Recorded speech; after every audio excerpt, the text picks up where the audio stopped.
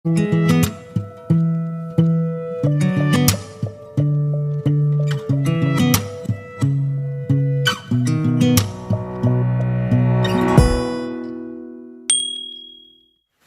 guys, welcome back to my channel. No energy.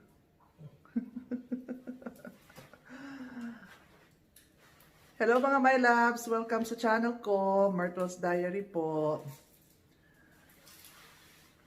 Day off namin kanina pero didn't go anywhere. Nasa bahay lang. Napagod.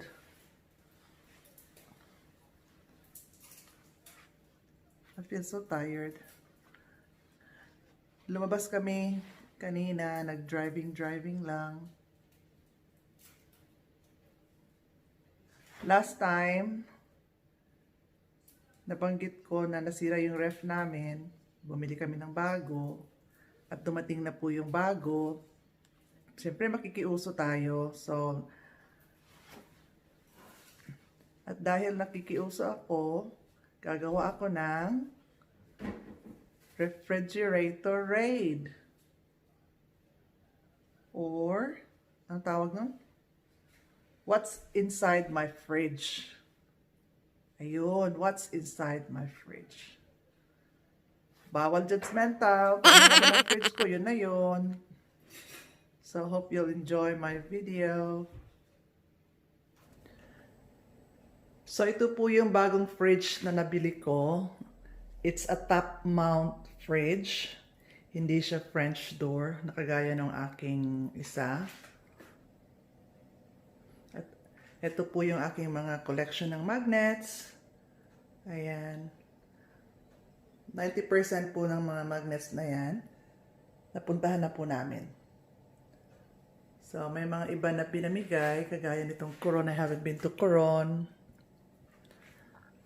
Saan pa ba? I haven't been to Israel. Utopia. Ayan, Utopia. Hindi pa po kami nakarating dyan. Pero nagbigay po ng mga pasalubong yung mga friends namin. Ayan, the rest, napuntahan na. At saka ito pa po pala, India. Hindi pa po kami nakarating dyan sa India. So the rest, I think, na-cover namin. May mga ibang lugar na napuntahan namin na wala talagang magnet. So, well, okay. So, punta muna tayo sa ilalim. So, top mount is the freezer is on top. Nandito sa taas. Yung fridge is nasa baba. So, open natin.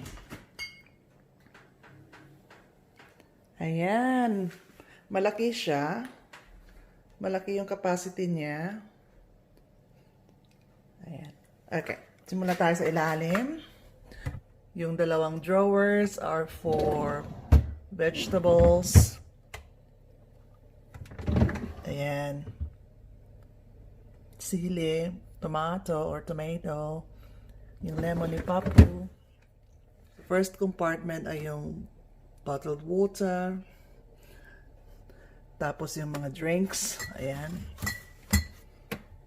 Tapos sa pangalawa, ito yung mga meat na na-thaw na. So, pag gusto ko magluto ng something, nilalabas ko na, binababa ko na siya sa fridge para lumambot, para mag-defrost siya. So, yan.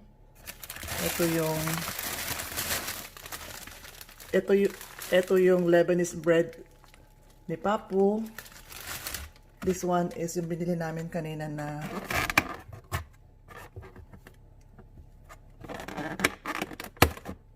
mag-inasal na chicken.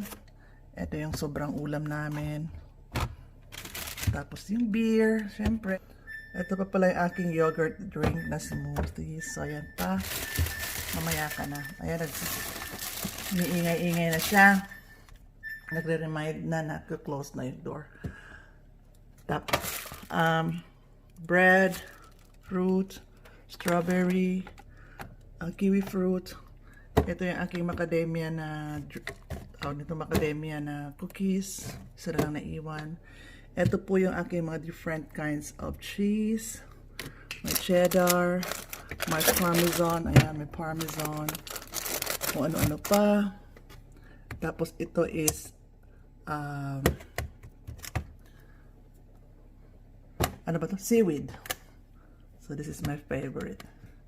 Tapos ito yung may drawer dito sa taas.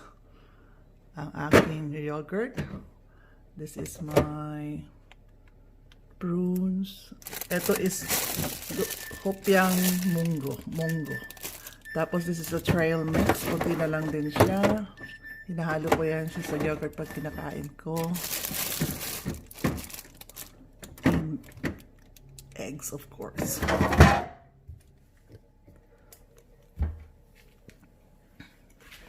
This is a butter. Ito yung mga different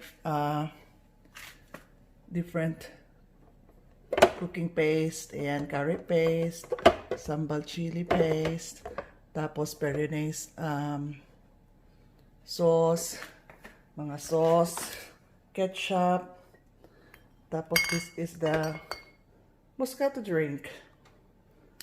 I don't know.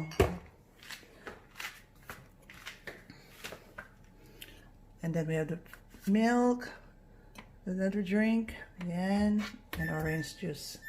Oo na, sasarado na. So, ayan. Ayan, natigil na.